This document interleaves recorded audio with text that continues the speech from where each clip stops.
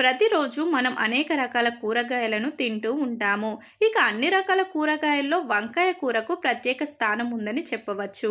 ఈ మధ్య రకరకాల వంకాయలు మార్కెట్లో కనబడుతున్నాయి. వివిధ రంగుల్లో వంకాయలు వివిధ సైజుల్లో కూడా లభిస్తున్నాయి.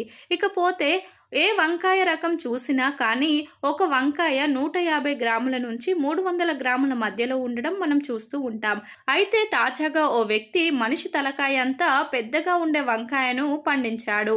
దాదాపు గుమ్మడికాయ సైజులో వంకాయని పండించాడు.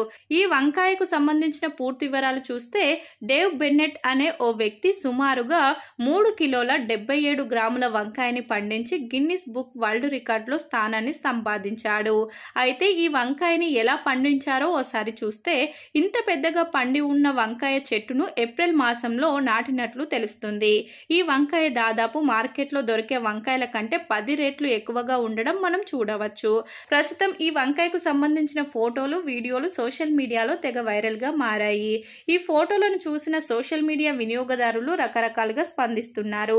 అసలు ఇంత పెద్ద వంకాయ ఎలా పండుతుంది అని కొందరు కామెంట్లు చేస్తుండగా మరికొందరేమో వీధిలో ఉండే మొత్తం జనాభాకు ఈ వంకాయ కూర సరిపోతుందని ఫన్నీగా కామెంట్లు చేస్తున్నారు.